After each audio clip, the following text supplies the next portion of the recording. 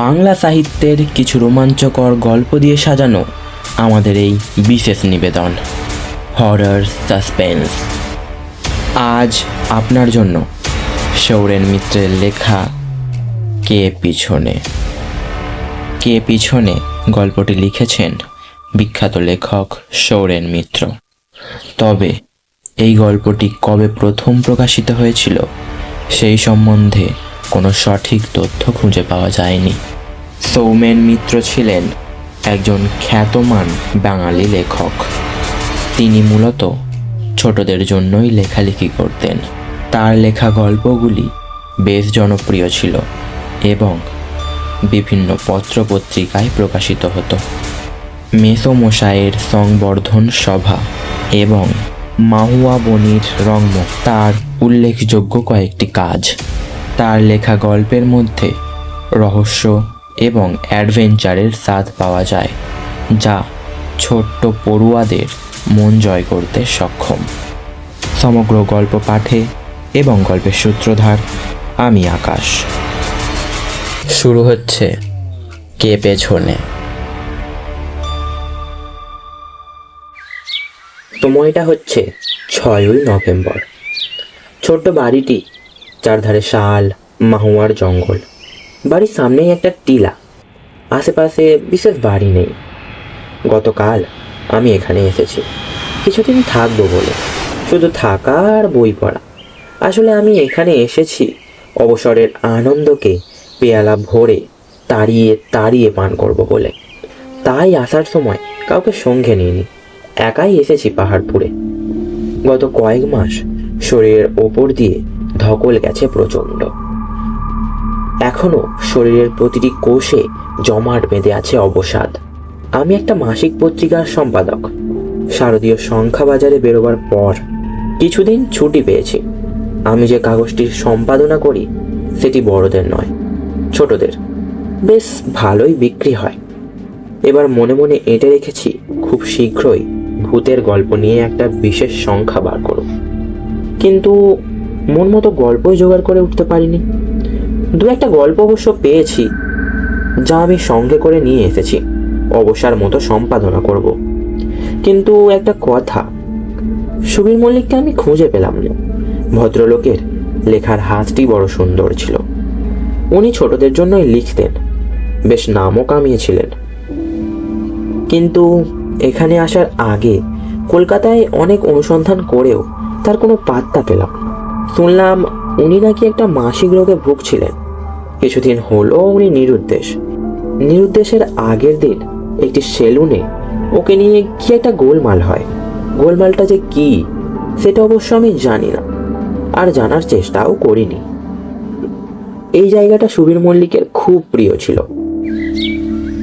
8ই November এই পাখি ডাকা বিকেলে ঘরে থাকতে ইচ্ছেই করছে না। আমার বাড়ির পাশে একটা পাহাড়ি নালার উপরে একটা সাঁকো। আমি সেই সাঁকোর ওপরে এসে দাঁড়ালাম। চারধার নিস্তব্ধ। এখানে দাঁড়িয়ে কিছুক্ষণ পাখির ডাক শুনে ঠিক করলাম স্টেশনে যাই, একটু বেরিয়ে আসি। নির্জন ফাঁকা রাস্তা দিয়ে হাঁটছি। 2-4 জন আদিবাসী নিজেদের ভাষায় কথা বলতে বলতে যাচ্ছে। পাহাড়পুর স্টেশনটা একেবারেই ছোট। সারাদিন 2খানা মাত্র প্যাসেঞ্জার ট্রেন যাওয়া আসা করে। আমি যে বাড়িটি ভাড়া নিয়ে আছি সে বাড়ির মালিকের কাছে শুনেছি মাঝে মাঝে রাত বিরেতে স্টেশনের প্ল্যাটফর্মে হাতির পাল বেড়াতে আসে। সে দৃশ্য দেখারও একটা লোভ আমার মনের মধ্যে আছে। অবশ্য আগেও একথা জেনেছি ওই কিশোর সাহিত্যিক লেখক সুবীর মল্লিকের একটা ফিচার পড়ে। উনি এখানে খুব আসতেন। এখানকার পটভূমিতে ওনার অনেক গল্প আছে। আর পটভূমির বর্ণনার ছটায় আমি এমনই মুগ্ধ হতাম যে মনে মনে পণ করেছিলাম এই জায়গাটায় একদিন যাবই। কলকাতা থেকে আসার সময় যখন শুনলাম সুবীরবাবু নিরুদ্দেশ হয়েছেন, তখনই ভেবেছিলাম উনি হুটহাট করে পাহাড়পুর জঙ্গলে চলে আসেন, হয়তো এখানেই ওনাকে পেয়ে যেতে পারি। কিন্তু গত 3 দিন ওনাকে খোঁজাখুঁজি করেও পেলাম না। আজকেও সন্ধ্যের দিকে পাহাড়পুর স্টেশনের প্ল্যাটফর্মে এসেছি। স্টেশনের কোল থেকে একটা পাহাড় উঠে গেছে, তার গা ভর্তি শাল গাছ, বাতাসে শাল গাছের বেশ মিষ্টি গন্ধ। একটু পরেই আস্ত একখানা চাঁদ পাহাড়টার মাথায় উঠে দাঁড়াবে। ভেবেছিলাম পাহাড়ি জ্যোৎস্না দেখে বাড়ি ফিরব, আর এর মধ্যে যদি ওপরই পাওনা হিসাবে হাতির পাল এসে পড়ে তা তো কোনো কথাই নয়। কিন্তু একটু দূরে একটা লোককে দেখে আমি থমকে দাঁড়ালাম। সুবীর মল্লিক দাঁড়িয়ে। আনন্দে আমার প্রাণটা নেচে উঠল। যাক, আমার স্পেকুলেশন ঠিক হয়েছে। সুবীর মল্লিক তাহলে কলকাতা থেকে নিরুদ্দেশ হয়ে এখানেই এসেছেন। কাছে গিয়ে নমস্কার করলাম। কি মশাই, চিনতে পারছেন? সুবীর মল্লিক আমার দিকে তাকিয়ে হাসলেন। সম্পাদককে কোন লেখক চিনবে না বলুন তো? কিন্তু এখানেও কি লেখা চাইবেন নাকি? আমি কথাই হাসলাম। মনে মনে ভাবলাম, লোকটার কথাবার্তা বরাবরটাই কাটা কাটা, যেন লেখা দিয়ে আমাদের উদ্ধার করেন। আরে বাবা, একটা ভালো লেখা প্রকাশ হলে নামটা তো তারই হবে। কিন্তু মনের ক্ষোভ চেপে রেখে বললাম, সত্যি আমি আপনার একটা লেখা চাই, চাই একটা ভূতের গল্প। এজন্য কলকাতায় আপনাকে খোঁজাখুঁজি করলাম, কিন্তু পেলাম না। আমার কথা শেষ হবার আগেই সুবীর মল্লিক গলা ফাটিয়ে হাসলেন। কলকাতায় আমাকে কোথায় পাবেন? আমি তো এখানে। আমরা কথা বলতে বলতে বাড়ির দিকে হাঁটছিলাম। সুবীরবাবু বললেন, ঠিক ভূতের গল্প হবে কিনা জানি না, কারণ ও ভূতে আমার বিশ্বাস নেই। আপনারা বলতেন, লিখতাম, এই পর্যন্ত। তবে একটা স্যাড ব্যাপার নিয়ে আমি একটা গল্প লিখতে চাই। বিষয়বস্তুটা এতই অভিনব যে ছাপার পর আপনাদের ওই ভৌতিক রহস্য গল্পের মুড়ি ঘুরে যেতে পারে। তাই নাকি? এ তো অতি উত্তম কথা। কিন্তু আপনাকে আমি চোখের আড়াল করছি না। যা খামখেয়ালি লোক আপনি! হয়তো কাল সকালেই শুনবো আপনি এদেশ থেকে হাওয়া। তার চেয়ে আমার বাড়িতেই চলুন, গল্পটা ওখানেই বসে লিখে দেবেন। তারপর রাত্রে খেয়ে দিয়ে বাড়ি যাবেন। আমার কথায় সুবীর মল্লিক হাসলেন, বললেন, আপনি নিশ্চয়ই আমার লিখতে বসার নিয়মগুলোর সম্পর্কে জানেন। যতদূর মনে পড়ছে একথা আমি আপনাকে বলেছিলাম একদিন। জানি মশাই, জানি, ভুলিনি। আপনি ঘরের দরজা জানালা বন্ধ করে লিখতে বসেন। সো হোয়াট, আমার ঘরেও তাই করবেন।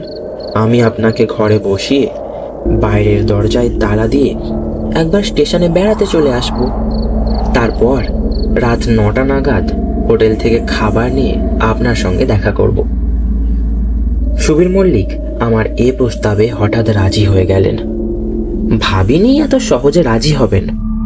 ওনাকে ঘরে নিয়ে গিয়ে বসালাম, কাগজ কলম সব সাজিয়ে গুছিয়ে দিলাম।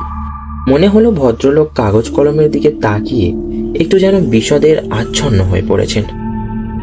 আসার সময় বললাম, সুবীরবাবু, আমি তাহলে বেরোচ্ছি, আর বাইরে থেকে চাবি দিয়ে যাচ্ছি, যাতে কেউ আপনাকে ডিস্টার্ব না করে। অবশ্য এখানে ডিস্টার্ব করার কেউ নেই। সুবীরবাবু কোনো কথা বললেন না। আমি ঘরের চাবি দিয়ে বেরিয়ে এলাম। নির্জন রাস্তায় কিছুক্ষণ এদিকে ওদিকে ঘোরাঘুরি করে স্টেশনে ফিরে এলাম। এখানে বসেই ঘন্টাখানেক সময় কাটিয়ে দেব। ঘন্টাখানেক পর জঙ্গলের ওপার থেকে এক রাস জ্যোৎস্না বুকে নিয়ে চাঁদখানা উঠে দাঁড়ালো। সত্যি জঙ্গলের জ্যোৎস্না একেবারে অপূর্ব জিনিস। কি অপূর্ব রহস্যময়তা! হঠাৎ মনে হলো কে যেন আমার পেছনে এসে দাঁড়িয়েছে। আমি চমকে উঠে পিছনে ফিরলাম।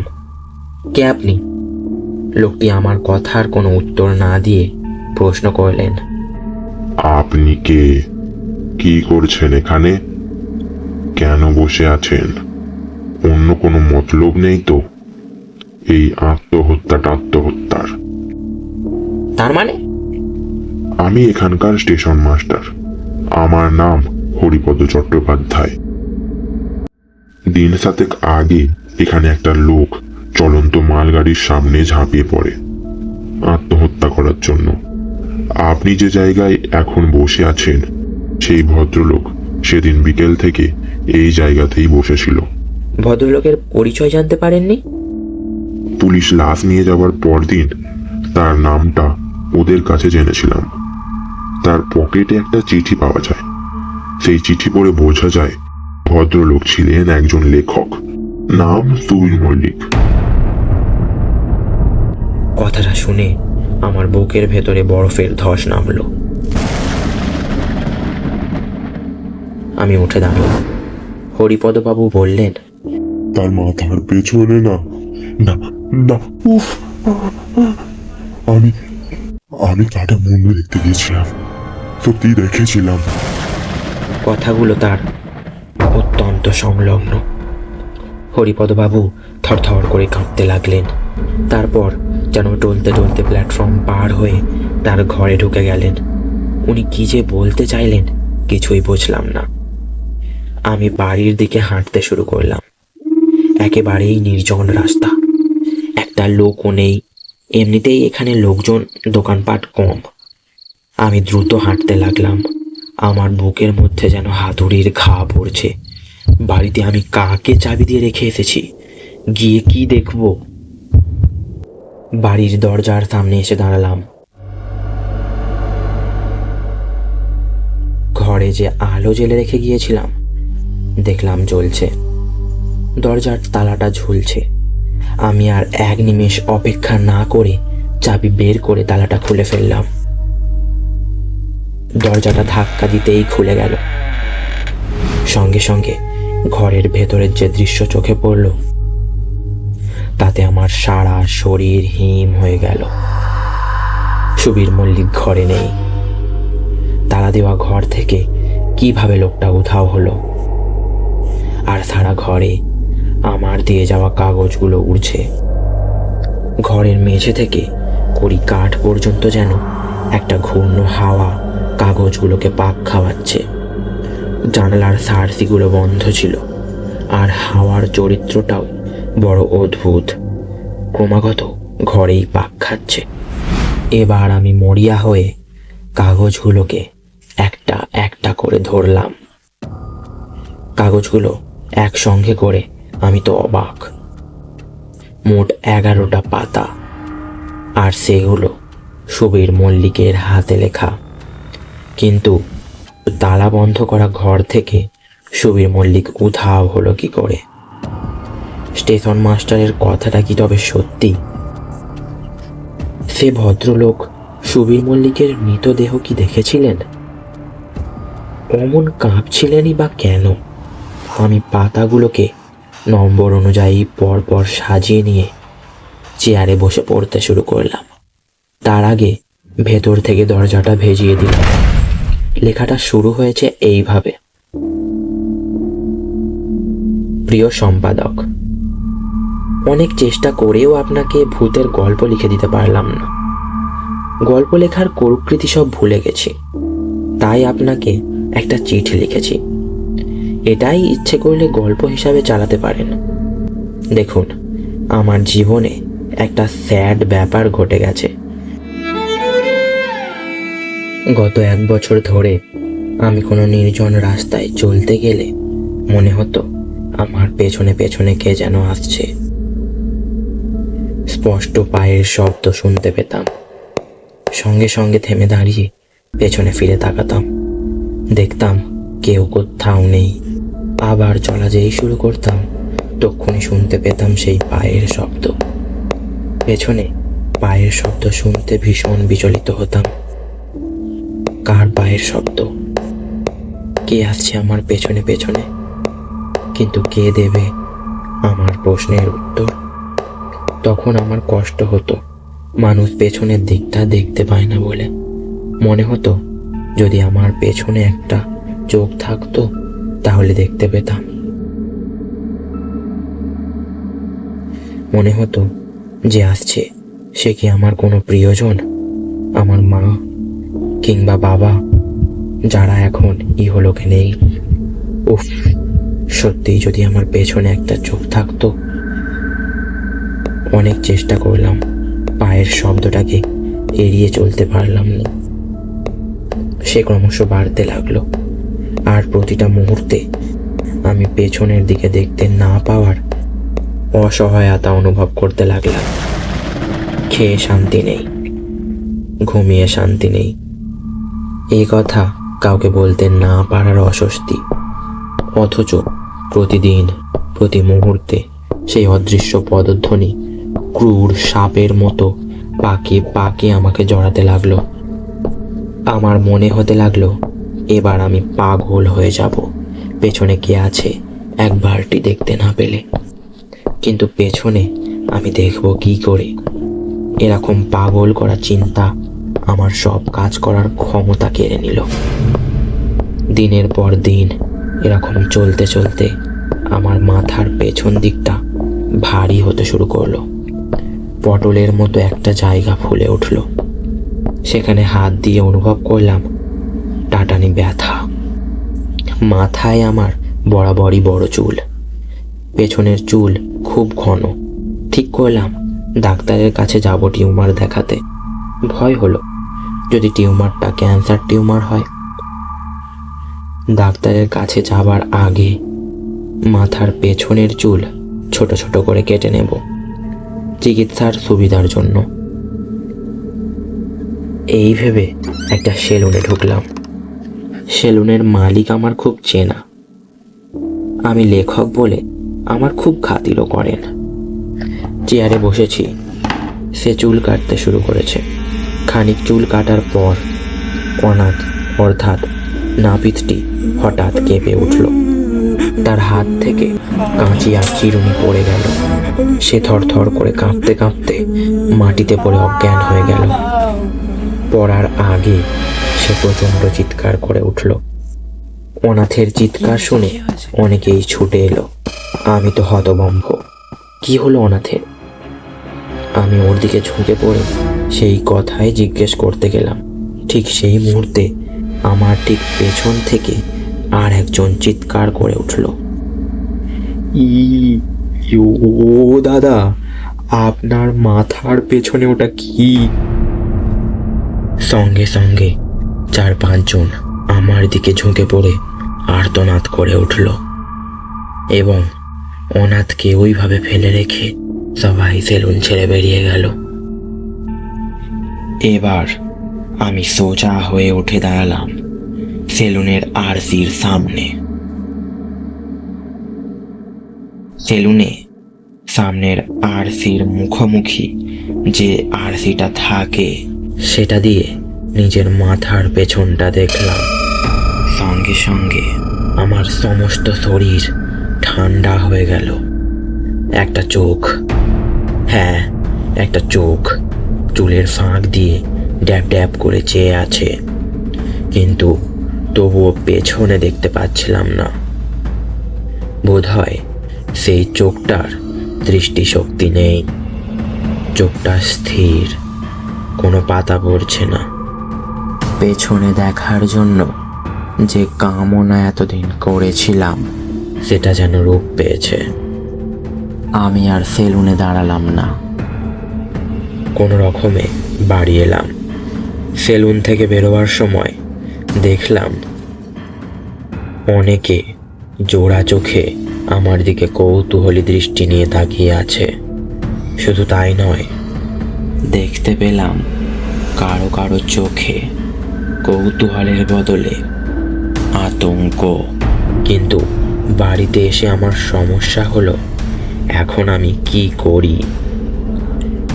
একটা ঘরে আমি একাই থাকি, অতএব বাড়ি থেকে না বেরোলে আমি নিশ্চিন্ত। কিন্তু কতদিন ঘরে বসে থাকব? আমি আর একবার মাথার পেছন দিকটা দেখার চেষ্টা করলাম সামনে পেছনে আরশি দিয়ে। দেখলাম স্থির একটা চোখ, যেন প্রাণহীন মৃত মানুষের। না, চোখে হাত লাগলে যেরকম অনুভূতি হয় আমার সেই চোখটায় তা হলো না।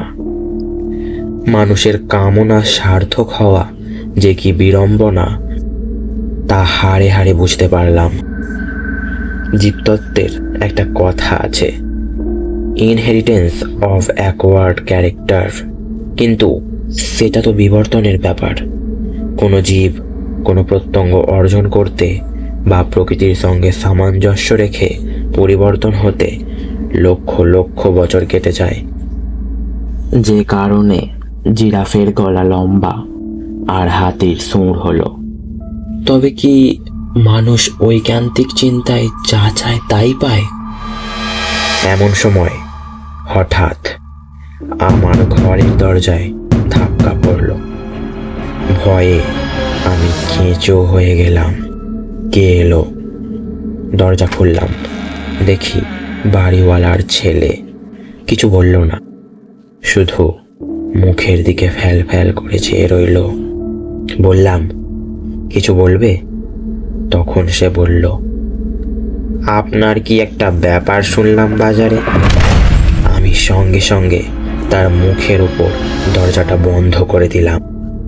বুঝলাম জানাজানি হতে শুরু করেছে। কলকাতায় আর না।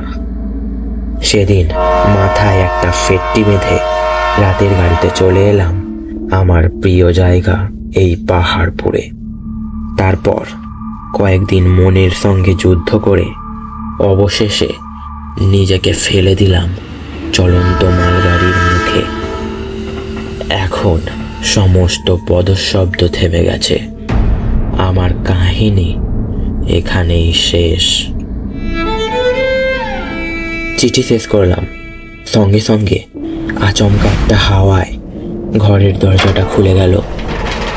দরজার পাল্লাটা দুলছে। চেয়ার ছেড়ে উঠে দাঁড়িয়েছি আমি। সেই সময় অবাক হয়ে দেখলাম আর একটা দমকা হাওয়ায় টেবিলে রাখা সুবীর মল্লিকের পাণ্ডুলিপির পাতাগুলি উড়তে উড়তে ঘর থেকে বেরিয়ে যাচ্ছে। আমি ধরার চেষ্টা করলাম না, শুধু তাকিয়ে থাকলাম। চাঁদের আলোয় কাগজগুলো কি সুন্দর উড়ছে। কিন্তু হঠাৎ ঘরের বাইরে আসতে গিয়ে টের পেলাম আমার পেছনে কার পায়ের শব্দ। এবার আমি দ্রুত হাঁটতে শুরু করলাম সাঁকোটার দিকে। আশ্চর্য, স্পষ্ট শুনতে পাচ্ছি কার পায়ের শব্দ আমাকে অনুসরণ করছে। থামলাম, পেছনে তাকালাম, না, কেউ কোথাও নেই। সেই মুহূর্তে মনে হলো যদি আমার পেছনে একটা চোখ থাকতো তাহলে দেখতে পেতাম কে আমার পেছন পেছন আসছে। আর কথাটা মনে পড়তেই আমার বুকের মধ্যে যেন বরফের ধস নামলো।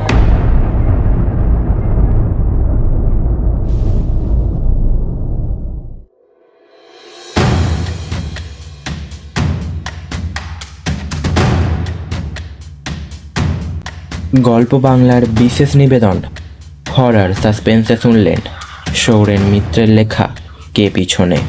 সমগ্র গল্প পাঠে এবং গল্পের সূত্রধার আমি আকাশ।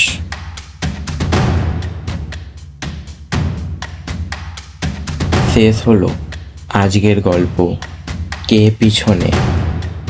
Stay safe, stay happy and stay connected. ধন্যবাদ।